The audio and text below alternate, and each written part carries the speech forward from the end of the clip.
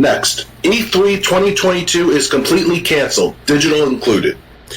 E3 has been completely canceled this year, IGN reports, with further confirmation by VentureBeat. In a statement to VentureBeat, the Entertainment Software Association, which organizes E3, said the following, quote, "We previously announced that E3 would not be held in person in 2022 due to the ongoing health risks surrounding COVID." Oh, just get some balls. Today we announced that there will also be no digital E3 showcase in 2022. Is that due to COVID too? The ESA announced in January that a physical convention would not take place, but an online-only version was still a possibility. Today's news broke when IGN's Web Occult Valentine confirmed the contents of an email sent to Razer PR lead Will Powers, who tweeted it that stated a digital E3 was no longer happening as well. It appears these emails were sent to all of the ESA's partners prior to the announcement. There has not been an in-person E3 since 2019. Due to COVID-19, the 2020 show was also canceled, and the 2021 iteration was an online event consisting of trailers and digital booths for media. However, many publishers either declined to participate or appeared in Jeff Keighley's Summer Games Fest, making E3 2021 a shallow disappointment to fans and the press. It's likely due to the 2021 show reception that the ESA also tells VentureBeat that it plans to revitalize an E3 in 2023 as a reinvigorated showcase that celebrates new and exciting video game and industry innovations. Okay. You want to go first, or you want me to go first? I kind of went first already. You already went first by far anyway. Go on. I said the feeling. I understand them not doing it because of, Nintendo can do a Nintendo Direct. Same with Microsoft or Sony. They can do a new show anytime they want. It's not like E3 is the must-go-to show that it used to be 5-10 years ago. Unfortunately. Yeah. But to say that it's due to COVID-19 when even most politicians are giving up on trying to fearmonger with it, that's ridiculous. It's like I said, is the digital event canceled because of COVID? So I think people just need to, if you're still scared of it. Scared of what? That's the problem. Yeah. If you're still scared of it, scared of what? It's just a cold, guys. Yes, it affects our grandparents and our great-grandparents, if you have any great-grandparents out there, and I'm sure it affected them greatly. Because us young adults or regular adults up to this point now, we are just having colds and flus. That's about it. And we're still trucking. E3 for how many years had no problems. There was no cancellations over 25 years I heard E3 for many years of my life. I never got to start watching it until 2013 since up until 2019, because before then I didn't have the sole perspective of where to find E3. I thought it was just this big thing somewhere in California or in Maine or somewhere out in the West Coast especially. So that's what I'm thinking of as a gamer of the 1980s. But now, with Xbox 360, you can stream, you can record, you can stuff like, well, not stream and record, but you're able to watch it somehow, some way through the Xbox 360 console, and then especially the Xbox One. Now, that was very convenient, because not everyone on any website is going to show E3 back then. But as it became more popularized, more mainstream, now the pandemic hits, companies like Nintendo, companies like Ubisoft, they'll have their own little shows now, the E3 shows. Xbox had their conference for how many years that I attended that conference. Not literally attended, but I saw the website or the web address or the Xbox Live version of the conference, and it was great. Very good experience. Now, obviously, they fucked up with Anthem, they fucked up with Watch Dogs because of the resolutions and quality and stuff like that. So that's what that affected their credibility the most as E3. It's not about the pandemic. It was about their credibility, how they misadvertised, saying that, oh, it's going to be a 1080p, 4K resolution, 60 frames per second, real-time weather, all this shit. For the Xbox One, when it came out, it was just, what's this? Like an Xbox 360 slash somewhat new gen, but it's not the best new gen. So it's kind of like, you're playing, a fuck up. And this is where E3 starts to die now. Especially since now from here on out. Because they had an opportunity to come back last year, and I could have sworn they did E3 2021, right? So something of that. Yeah, it was completely canceled in 2020. 2021 was digital. Yeah, it was good digital. Of course, yes. Everyone can see any other E3 related event. They don't have to see E3 coverage of Xbox or Nintendo or Sony.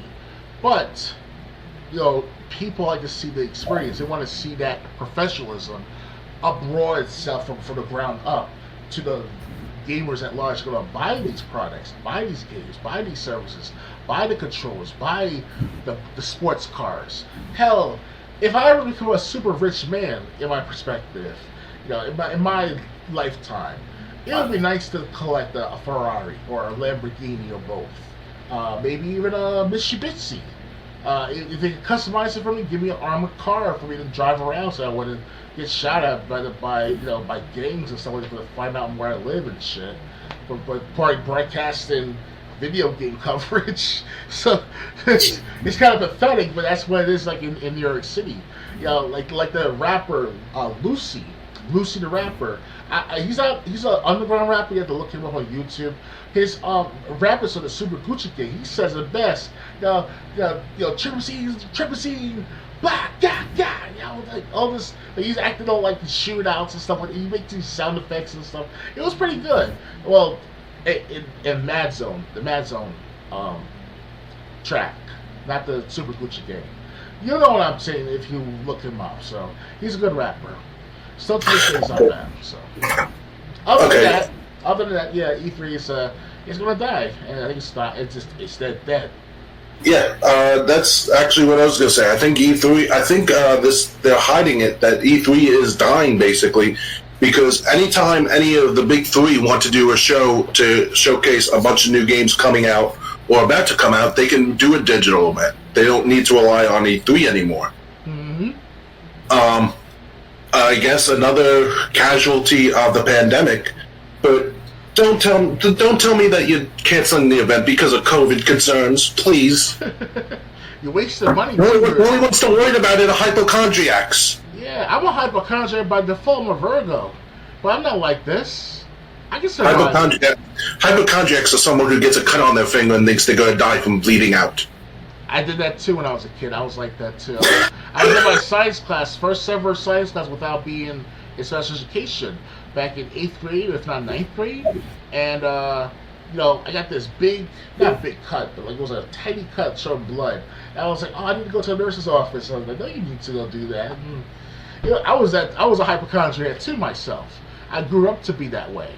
And now we're starting to see the bullshit with the pandemic. And not to say, that sounds like I'm being political here, but that's how it is for how many years with these pandemics.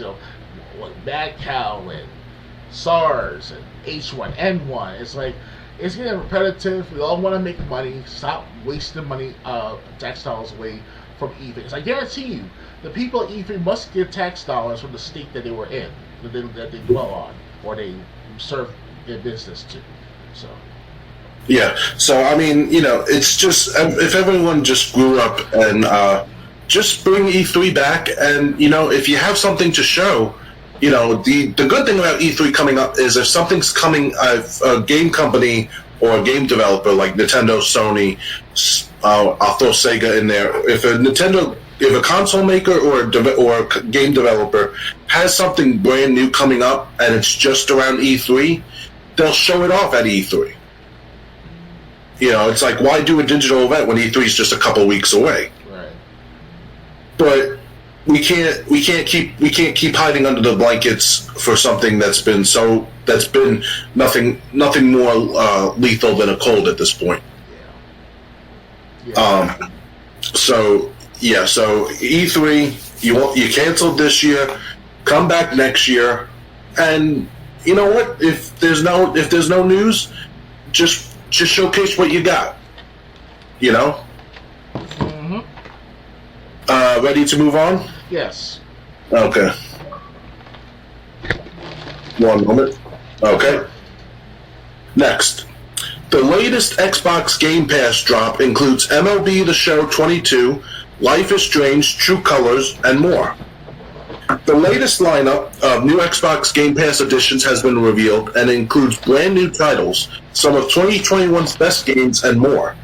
Revealed today in an Xbox Wire blog post, the latest drop includes 10 new games, with some coming to the cloud, some coming to console, some coming to PC, and some coming to all three.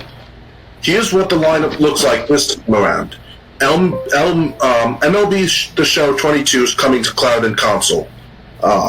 They said today. This article was written on the 5th.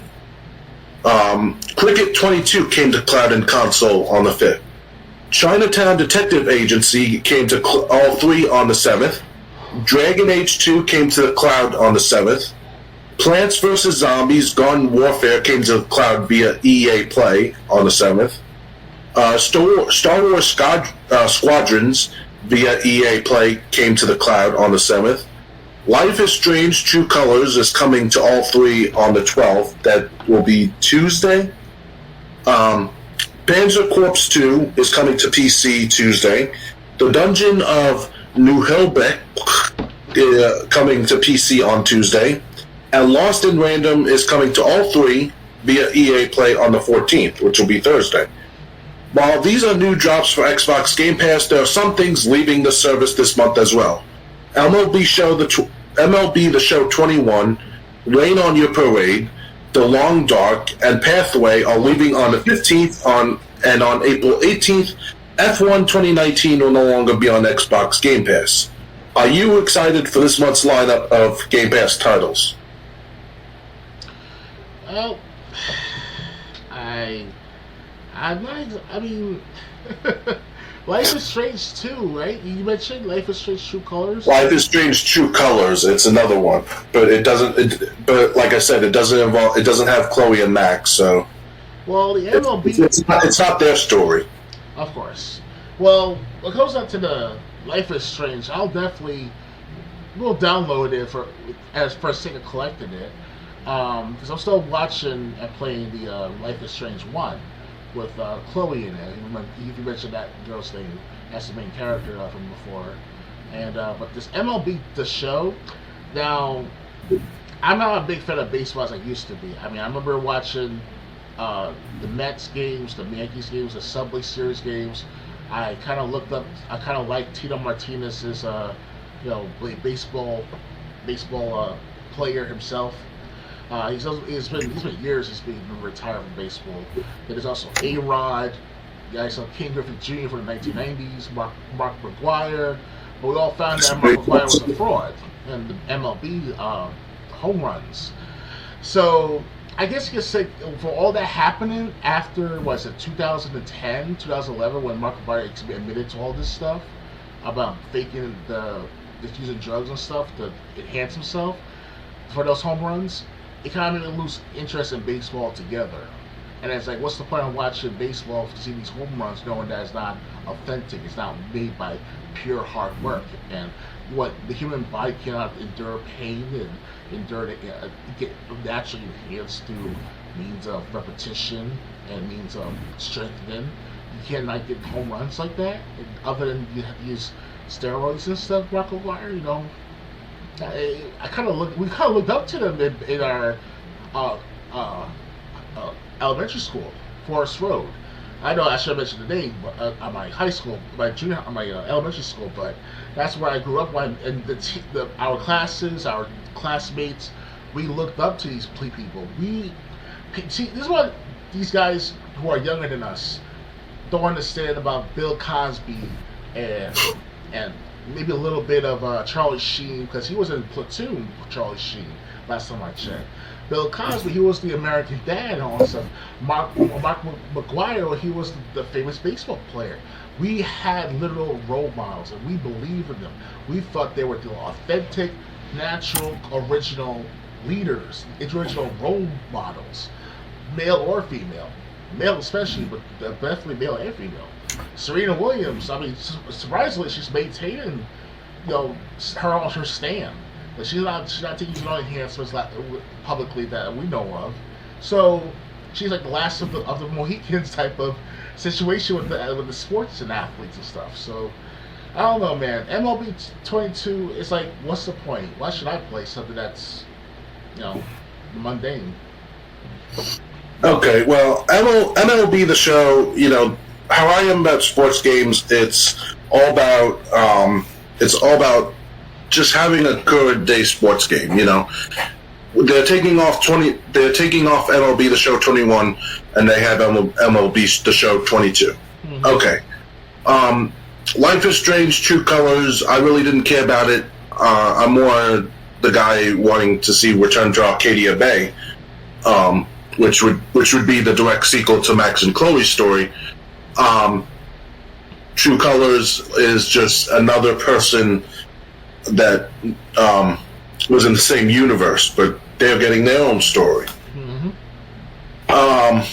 The rest of the games I never even heard of. So these games are coming to, if they haven't already come to Game Pass, they're going to be coming to Game Pass this coming week. Yeah, sometime this Wednesday or Thursday. Most of them are going to be there this Tuesday. Okay, the latest Wednesday. Yeah. So if you're interested in any of the Game Pass titles that I brought up, but I also brought up the date that they'll be there. So, ready to move on? Yeah. All right. We only got a couple more stories. Fortnite, Ezio, and Eivor from Assassin's Creed hit the item shop this week. Ezio Auditor and Eivor Varensdottir from Assassin's Creed 2 and Brotherhood and Revelations and Assassin's Creed Valhalla, respectively, will be heading to Fortnite this week. More specifically, the famed assassins will hit Epic Games' free-to-play Battle Royale this Thursday, April 7th, which was this past Thursday. Mm-hmm. Both will be available for purchase in the Fortnite item shop, as is usual with these kinds of drops. As expected, both heroes come with their own pickaxe and other customization options like emotes and more. Ezio Auditor soon strikes in the Fortnite item shop. The Ezio Auditor outfit will become available in the shop starting this past Thursday at 8 p.m. Eastern. This outfit includes Ezio's hidden blade pickaxe, which only Ezio has the ability to wield. Equip this pickaxe by using the outfit's built-in Assassin's Strike emote. Eivor, on the other hand, features quite a bit more when it comes to customization. Making the Fortnite debut at the same time Ezio arrives in the item shop, Eivor Varensdottir continues to weave her own destiny. The Eivor Varensdottir outfit will become available in the shops starting April 7th, Thursday, 8 p.m. Put on her hood with the outfit's cloaked alt style. Cleated with the Eivor Varensdottir outfit is Eivor's shield backbling, a shield bearing the mark of the Raven Clan and the hand axes of the Raven Clan pickaxe. Once used for setting sail for Ravensthorpe, the Wolf Kiss longboat glider is available in the item shop as well. Both Eevee's backbling and pickaxe include the built-in Viking Warcry emote. With one or both of these items equipped, perform the emote to bang the shield and hand axes together.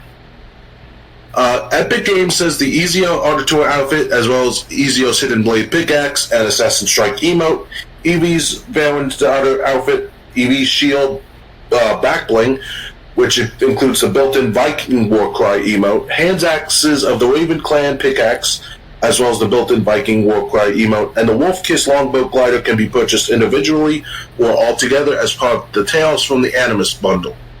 This bundle also includes the Wolf Kiss spray, Eevee's Fury loading screen, the Raven Clan emoticon, and the Tales from the Animus banner. Are you excited for this Tales from the Animus drop into Fortnite? Well, I'm not a big Fortnite gamer. Last time I played Fortnite was at least a year ago, easily.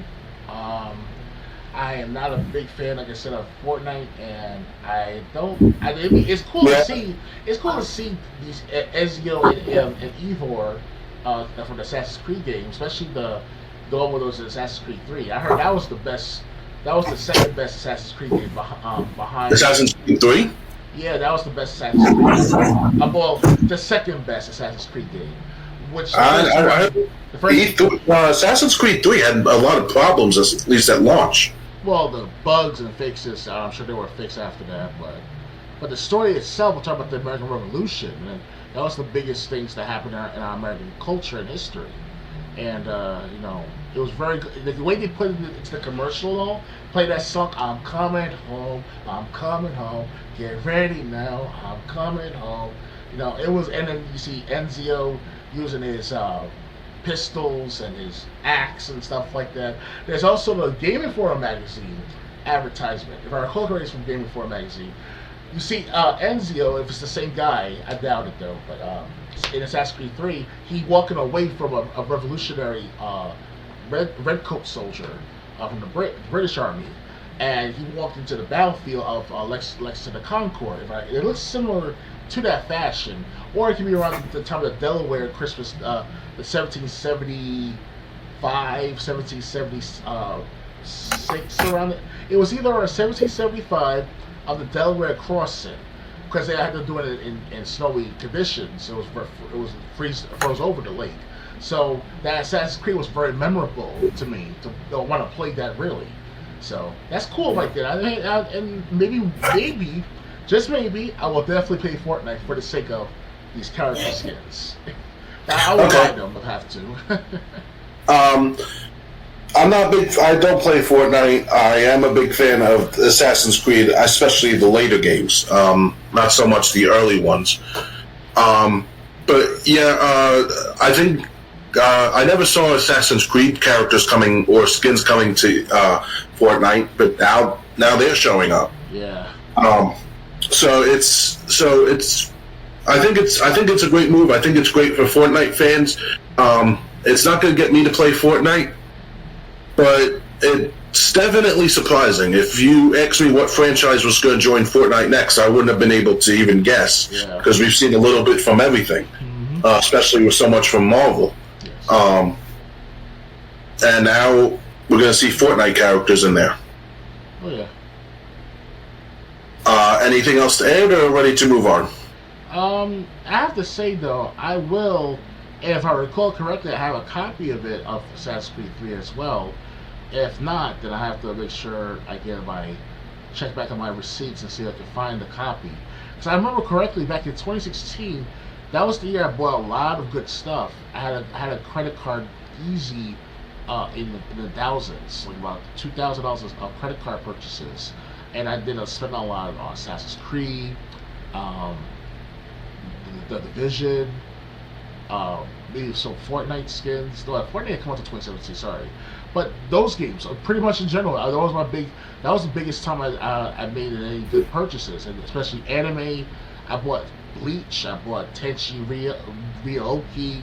Like I was on a spending spree. It was amazing, and I wish I could have that back again this year. But I still buy stuff no matter what. But it was that moment where it's like that. That's when we're starting to see the last years of good gaming, and after what Miyazaki took over shit with the E3 and all, and destroying the cyberpunk hype, it sucks.